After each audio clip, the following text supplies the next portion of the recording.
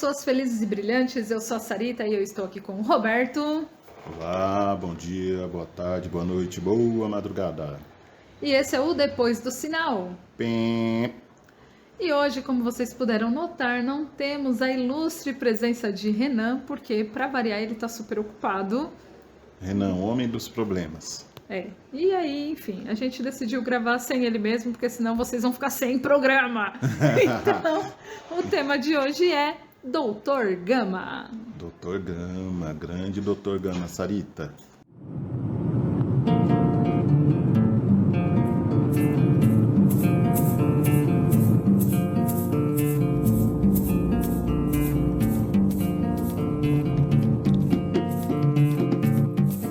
Doutor Gama, para quem não sabe, é um filme de 2021, dirigido pelo Jefferson D, com roteiro de Luiz Antônio. E é um filme biográfico sobre Luiz Gonzaga Pinto da Gama, escritor, advogado, jornalista, abolicionista, que libertou mais de 500 escravizados durante a sua vida. Doutor Gama é um dos principais ícones, né, do movimento negro, ex-escravizado sem ser escravo, e é um dos nomes que foi apagado da nossa história e que vai retornando aos poucos, Sarita, a um lugar de onde nunca deveria ter saído. Com certeza, Luiz Gama é um nome que deve ser sempre lembrado e celebrado, né, Roberto? Sim, o Dr. Gama, ele libertou mais de 500 escravos, Sarita. Muita gente. Ele se tornou um advogado célebre e o filme retrata isso sem romantizar o fato dele ter sido escravo ou a própria escravidão. Exatamente. É um filme que não trata do sofrimento, é um filme de história. E você sabia que ele, na época, ele atuou como advogado, mas ele não tinha o diploma de advogado? Impressionante, Sarita. Pois é, ele era considerado, na época, rábula. Já ouviu falar disso? Rábula, que horror! Rábula. Rábula é o nome dado ao indivíduo que possuía suficiente conhecimento jurídico para advogar, mesmo sem possuir o diploma de advogado. Um rábula, eu pensei que rábula fosse um palavrão, já estava colocando no meu caderninho de ofensas morais para qualquer pessoa, mas já vejo que não. Pois é, e o Luiz Gama era então um rábula, porque naquela época não era permitido aos negros, né, frequentarem a faculdade. Ele frequentava apenas como ouvinte, mas ele não poderia se matricular, né? Uhum. Mas aí ele usava os espaços ali da faculdade, né? A biblioteca, ouvia as aulas e acabou sendo aí mais importante do que muitos desses alunos que eram brancos e que estavam ali e que ganharam seus diplomas, né? E ele teve o auxílio, eu não lembro o nome do personagem que ajudava o Gama com os livros, né? Que levava os livros para ele. Era um estudante de direito, né? Estudante de eu direito. lembro que esse personagem existiu, de fato, na história do Brasil. Eu sei que o primeiro nome dele é Antônio, mas agora eu não me lembro o sobrenome dele. Não lembro, vamos ter que olhar para pôr na outra parte do podcast na continuidade. Não, mas foi importante a dedicação que ele teve aos livros e assim, ao estágio do negro, a visão do negro enquanto pessoa, né? Um cara muito inteligente, uma sumidade, né? Uma mente assim, além do tempo. Uhum. E o filme, né, ele escolheu ali 3 momentos da vida, né, do Gama, para colocar no filme: a infância, a juventude e já a fase adulta como advogado. É claro que o Gama, ele teve uma vida com muitas coisas, né? Como qualquer um de nós, tem uma vida bem cheia de detalhes, tem muita coisa para ser estudada do Gama, mas assim, o Jefferson D, ele conseguiu pegar ali colocar alguns pontos essenciais da vida que quando a gente assiste o filme a gente fala, parece que faltou ainda alguma coisa, mas isso é justamente pra gente ir lá e pesquisar mais sobre o Gama e ficar com aquele gostinho de quero mais, eu quero saber mais sobre esse cara incrível que foi apagado da nossa história e que era um autodidata, né? Ele Autodidata, impressionante, Sarita. aprendeu a ler e escrever com 17, 18 anos já, cara. O cara era realmente bom. E falava mais de um idioma. Olha só, com 17, 18 anos, o cara tá melhor que eu. Além disso, acho que um aspecto legal do filme e da filmografia do Jefferson D é esse demonstrar como a pessoa tinha uma clareza, né, e vinda que ninguém sabe de onde, se era nato da pessoa, essa visão ampla que os personagens têm quanto à consciência como pessoa, como escravizado, uma consciência negra, né, imaginando isso no período pré e pós-escravidão no Brasil, um país cheio de injustiças. Se já tem hoje, imagina como não seria aquela época. E ele sobrepujou tudo isso, né? E é colocada de uma maneira bem clara, super bem feita. É um dos meus filmes preferidos, com certeza. Sim, é um dos filmes atuais mais bem feitos brasileiros aí, na minha opinião, também. Sarita, e você sabia, agora é o que eu vou te perguntar, Sarita, Sim. você sabia que esse filme passou no cinema? Não, pra mim ele tinha estreado direto no streaming. Pois foi. Olha só, eu não sabia disso Deve não, ter gente. ficado uns 3 dias só, né? Mas ele passou pelos cinemas. Até porque, né, esses filmes a gente sabe que só passa naqueles circuitos de cinema no centro de São Paulo e é um filme de 2021 que a gente ainda, né, ainda estava naquele um período forte de pandemia, então também por isso acho que a gente nem se deu conta, né, Roberto? É mesmo. Sim, mas passou. Olha só, não sabia não. Queria ter visto no cinema. Imagina ver esse filme maravilhoso naquela tela gigante. Naquela tela, mas o período da pandemia acabou atrapalhando, né? Atrapalhou muita coisa, vários né? filmes, mas também foi um filme que provavelmente teria sua divulgação bem complicada com os dias atuais. Exatamente. E duas coisas que eu descobri depois, né, lendo a respeito do Gama, como eu falei, o filme me deixou interessado em saber mais sobre esse cara, né? O Pedro I, ele assinou uma lei que impedia que se trouxesse pessoas para serem escravizadas no Brasil a partir de 1831. Mas, mesmo assim, eram trazidas pessoas para cá. E aí o Gama, ele se apoiou justamente nesse documento assinado pelo Dom Pedro I aí, para conseguir libertar muitas pessoas, não apenas da escravidão, né? Como também muitas dessas pessoas fugiam, porque elas, em teoria, teriam chegado livres ao Brasil, né? E aí chegavam que eram escravizadas, elas fugiam, e aí elas eram presas, né? Então ele conseguiu libertar de tudo, tanto da escravidão como da prisão. E o Gama, ele faleceu jovem, 52 anos. Nossa, muito novo. Em 1882, portanto ele não viu a abolição, que ocorreu em 1888. Nossa, Sarita, agora eu vou ficar triste. Eu achei que ele tivesse chegado a ver. Infelizmente ele não viu a abolição. Nossa, que triste. Eu também fiquei triste, Roberto, quando eu soube disso. Eu vi algumas cartas, tem algumas cartas do Luiz Gama que ele fez principalmente para o filho, né? Quando ele era cometido pela doença, ele tinha diabetes. Né? Tem algumas cartas dele muito bacanas que ele fez para o filho, né? Para o filho ler depois. Elas estão expostas no Museu Afro. Caramba, é uma visita muito interessante e você vê vê muito do Luiz Gama lá. Tem muita coisa, muito interessante.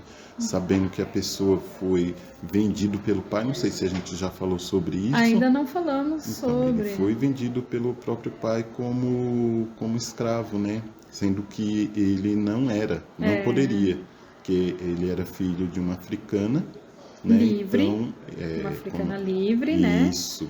Ele também era livre, mas o pai tinha dívidas, né, por causa de jogos e acabou E o pai era vendendo. branco. O pai era branco. Fidalgo, branco, safado. Sim, safado. Tanto é que o Gama nem coloca o nome do pai na biografia dele. Ele escreve sua autobiografia e ele não cita o nome do pai. Ele diz apenas que era um fidalgo branco. O engraçado, né, que ele seguiu uma carreira militar e ele se alistou como praça, né, pracinha. Exerceu a função até 1854, né, antes dele ser jornalista e rábula. Adorei esse nome, rábula. Rábula. Eu achei que rábula fosse ofensa. E não é. Não é nada não a ver. E quando ele foi dispensado, Sarita, do serviço por se insubordinar contra um oficial que, obviamente, não respeitava o Gama porque ele era negro e era muito inteligente, né? Ele chegou a ser cabo de esquadra. Caramba, o cara era realmente muito bom, né, Roberto? Era E assim, ótimo. ó, o cara era tão bom que a Faculdade de Direito do Largo São Francisco não permitia que negros estudassem lá, né? Como a gente já falou, ele frequentou a biblioteca, assistiu a aula e tal, mas não era permitido que ele estudasse lá. A Faculdade de Direito do Largo São Francisco é uma das unidades que depois formou a USP, né? E hoje a USP tem uma sala chamada Luiz Gama, em homenagem ao cara. Isso. Para você ver a importância dele. Ele foi proibido de estudar lá, mas o nome dele está em todos os lugares, porque ele realmente foi um ser ímpar. Ímpar, viva Luiz Gama. Viva Luiz Gama. E falando do filme, então, Roberto? Vamos voltar pro filme. Vamos voltar pro filme, porque assim, tem algumas simbologias interessantes no filme, né? Sim, você vai falar do sapato. É claro que eu vou falar do sapato. Caramba, é uma parte muito emocionante, porque Sim. quando o pai do Luiz Gama vende ele criança, é tirado dele os sapatos, né? Ele vai vendido como escravo e ele vai sem sapatos. E aí, quando é colocado no navio negreiro, tal, ele é acolhido por alguns escravizados lá, que vem a situação dele pequeno, e ele passa todo o período dele como escravo na casa da família, sempre descalço. Sim. E quando ele começa a ler, ele vai se informando, ele vai vendo o mundo de outra maneira, ele percebe que ele não é mais escravo. E ele descobre, né, que ele foi vendido, ele consegue provar que ele nunca foi escravo, né? Ele prova que nunca foi escravo e quando ele sai, uma das moças, é a moça que entrega, A né? senhora, uma senhora, né, escravizada. Isso. Aí, a hora que ele está saindo, ela entrega para ele um par de sapatos. É uma Essa simbologia, parte é muito simbólica, como o sapato como um símbolo da liberdade. Né? Mesmo de ser tratado como um cidadão, né? Porque os escravizados, infelizmente, não eram considerados cidadãos, né? E uma coisa que você falou interessante, Roberto, é que assim, quando ele começa a aprender a ler e tal, e tem uma fala do Antônio, que é aquele estudante de direito que ensina, né, o Gama a ler, ele tem uma fala no filme que é maravilhosa. O Gama tá falando que não sabe se vai conseguir ler e tal, e ele fala, se fosse tão difícil, os brancos não conseguiriam. E eu acho isso o máximo. Verdade. É muito bom. Essa parte também é muito simbólica.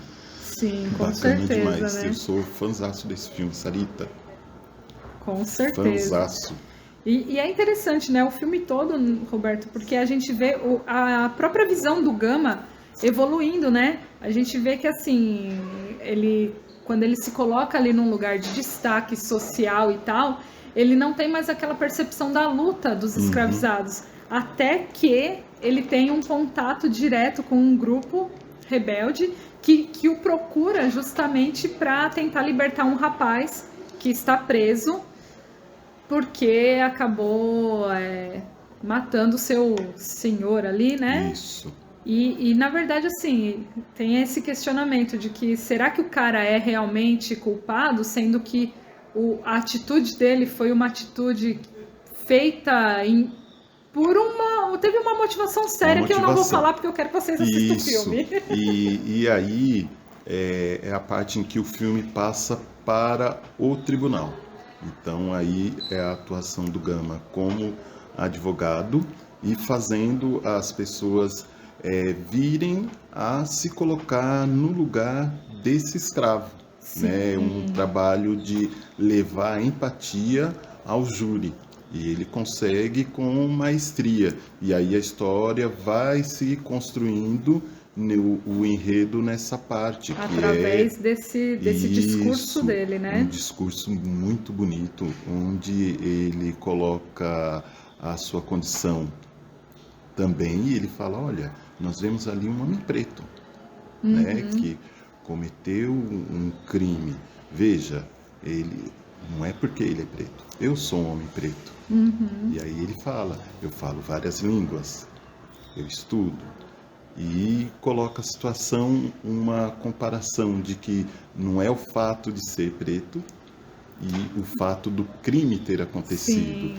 E coloca, inclusive, a questão das oportunidades, né? Ele coloca ali também. Como ele reconhece que ele teve ali oportunidades que esse outro rapaz não teve, né? Isso mesmo. Então é muito interessante. E eu vejo o filme como colocando um fato ocorrido há muito tempo e ele atualmente, né? Ele pode ser transportado, Sarita, para os dias de hoje.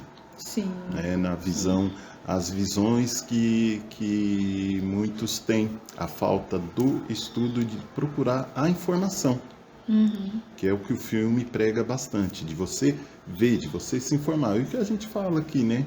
A gente vai dando umas dicas do que acontece, mas não fala o que acontece, né, Sarita? Que é assim que funciona, gerar curiosidade. E tem também uma outra fala que eu destaco, que é um pouquinho antes do julgamento começar, que o Gama é o advogado de defesa e tem o advogado de acusação, que é um cara, aliás, que o Gama encontrou lá atrás, quando ele ainda estava na condição de escravizado, e o cara foi um babaca foi. com ele, né? E aí, o Gama chega e fala pro rapaz que estava ali para garantir justiça. E o rapaz responde, então estamos do mesmo lado? E o Gama fala, eu acho que não. Porque eles estão lá para garantir justiça, mas de que justiça esse outro, né? Esse outro advogado está falando? Uma justiça que só enxerga o branco, né? E o Gama não, ele está indo pela justiça, a verdadeira, né? A real. É impressionante. O filme, ele é bem amarradinho, Sarita. São as estruturas e as partes, elas vão se encontrando e se unindo, porque, não sei, a gente voltando um pouquinho, quem pede ajuda para o Gama sobre a situação do escravo que estava sendo julgado, foi uma pessoa que ajudou muito o Gama, quando o Gama veio acho que da Bahia para São Paulo. Para São Paulo, exatamente. Ele ficou no mesmo navio ali, né? O navio foi quem protegeu o Gama, que era uma criança, né? Era um adulto, agora já um senhor de idade.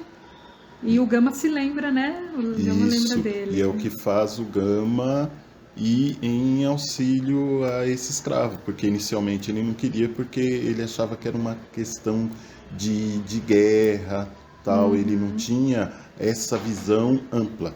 Isso porque o Gama sempre foi um grande abolicionista. Exato. Né? O que ele pensava que essa situação seria uma situação assim de violência por violência. E aí quando ele entende que não é isso, né? Não é a violência pela violência, mas tem toda uma questão do porquê do uso da violência, ele percebe que assim não existe outra forma dessas pessoas responderem a não ser de forma violenta, porque elas não têm outros recursos. Aí é que ele tem ali uma mudança de pensamento, né? Isso, Então, e a mudança de pensamento traz até a parte de aventura do filme, porque o filme tem uma parte de aventura muito legal e é importante também, é uma parte importante que faz com que ele abra os olhos para a situação, né? Apesar que ele já era uma pessoa que tinha uma vivência e uma noção muito grande de como era a situação naquela época, mas é uma parte do filme também que eu recomendo bastante, né? Muito legal também, daquelas partes de arrepiar. sim. Dona Teresa. Lembra quem é a Dona Teresa no filme, Roberto? Aquela senhora, dona da fazenda. Eu vou apenas deixar esse nome e falar: assistam esse filme A Dona e Teresa. tenham tanta vontade de invadir a tela e socar a cara dela. Assim como eu A tive. atuação impressionante. Nossa, realmente. Eu não peguei o nome da atriz, Eu não me Sarita. lembro o nome da Eu não lembro atriz o nome também. dela, mas é... Mas, gente, ela consegue. É aquela atriz que é tão boa que você consegue ter ódio mortal da personagem. Você tem vontade de invadir a tela e dar um supapo na cara dela. Então, quando assistirem, prestem atenção em Dona Teresa. Dona Teresa. A Dona Teresa. Aliás, aqui, do nome da Dona Teresa eu não lembro, da atriz. Mas o ator que faz o Gama na fase adulta, César Mello, Que eu descobri recentemente que além de ser um grande ator, também é músico e está lançando um CD. Sarita. Pois é, Se descobri ele for, isso se ele recentemente. for bom músico como é bom ator. Eu já não sei, não ouvi, não posso opinar. Não, mas o cara é bom. Eu não conhecia Sarita, confesso que não conhecia.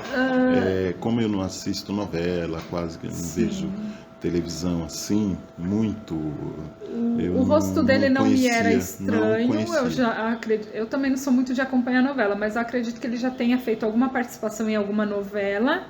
Mas eu, pelo que eu li, pesquisei, ele é um ator mais de teatro mesmo, né? Então, também por isso, eu sempre falo que quando o ator vem do teatro, você pode ter certeza que vai ter uma excelência na atuação, porque é muito mais difícil você convencer ao vivo da atuação, né? Do que você fazer uma tela, porque se você errou, você corta. No teatro, não, você tem que ter um jogo de cintura para o público nem perceber que você errou. Então, eu sempre falo, ator de teatro com certeza vai detonar em filme, em novela e no que ele quiser fazer. Verdade, é impressionante. E ele passa por transformações, né? O Gama, a atuação do César Mello é impressionante. Aliás, eu pesquisei depois, né? Eu vi uma entrevista com os 3 atores que interpretam o Gama, o menininho, o jovem que agora... Ai, desculpa, gente, eu não vou lembrar o nome dos 2 atores que fazem as versões. Caramba, Sarita, você viu muita coisa, hein? Eu vi muita coisa que eu até esqueci Isso o nome. eu não cheguei a ver, não. Mas foi tão bonitinho o menininho que faz ele na infância, falando que não conhecia o Gama. Ele falando que na escola ele nunca ouviu falar do Gama e que no livro dele de história só tinha o zumbi, era só uma página. E que para ele tinha que ter muitas páginas, né? Falando sobre o zumbi e sobre o Gama. E aí ele falou que o Gama, para ele, era tipo um Pantera Negra brasileiro, assim, que lutava pela justiça, que era tipo um super-herói. E foi bem bonitinho, porque é uma visão da criança mesmo, e de como é importante, né, para uma criança, e no caso, o menino, né, uma criança negra, ter referências negras, né? E aí ele fala que ele se sentiu muito importante fazendo e que ele quis saber mais sobre o Gama e que quando chegou na escola e ele viu que quem assinou a Lei Áurea, né, a lei de abolição, foi a Princesa Isabel, ele ficou revoltado, que quem tinha que ter assinado era o Gama. E assim, é uma visão infantil, uma visão de criança, mas para vocês verem a importância, né, de apresentar essas figuras históricas para as nossas crianças, porque eles têm uma visão de que parece que só existiu o branco, né? Cadê o negro, né? E a história do Brasil tem muitas figuras. Então, a gente está falando sobre o Luiz Gama, mas também tem o André Rebouças. Sim. Você tem que pesquisar sobre o André Rebouças, gente. Vocês vão gostar. Um que a gente tem falado muito esses dias, Sarita, o Zósimo Bubu, que é uma também. pessoa, uma figura que também precisaria estar nos livros de história. A gente precisaria ter esses personagens sendo trabalhados, sendo divulgados, sendo falados, sendo mostrados. Maria Firmina dos Reis. Maria Firmina dos Reis. Uma das nossas primeiras romancistas brasileiras e que teve por anos, o nome apagado da história. Ela escreveu um dos romances abolicionistas mais famosos e, no entanto, ele era atribuído a uma anônima. Então, assim, gente, né, só na década de 70 foi descoberto que essa anônima era Maria Firmina dos Reis. Então, assim, a gente tem que realmente pesquisar e conhecer e oferecer essas coisas aí para molecada. Sim, precisa chegar, né? Vai fazer parte, tinha que estar fazendo parte da trilha antirracista. Com certeza, com certeza. Tá muito boa, mas tem mais coisas ainda. Tem muito mais coisas. E às vezes a gente fica só nesses nomes atuais, como Djamila Ribeiro, Silvio de Almeida. E aí a gente esquece que teve muita gente antes deles. E que se hoje eles têm esse espaço é porque todas essas pessoas que vieram antes deles são as pessoas que abrindo, abriram as portas. Eles. É isso, né, Roberto? Muito bom, Sarita. Gostei demais. Então assistam Dr. Gama. Dr. Gama está disponível no Globoplay. Globoplay. E eu recomendo a todos. Vai ser uma boa distração e conhecimento ao extremo. É muito conhecimento. E assim, pra quem fala, não tenho tempo de assistir filme, o filme é super curtinho, gente, então dá tempo sim. Você nem vai ver a hora passar de tão bom que o filme é.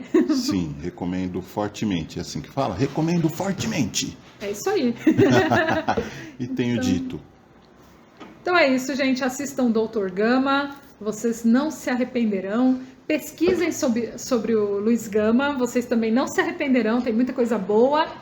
E é isso, né, Roberto? É isso. Tchau e até a próxima. Até a próxima. Tchau, tchau. Vendido pelo próprio pai, o mar saculejando a barcaça, enquanto o sangue se esvai.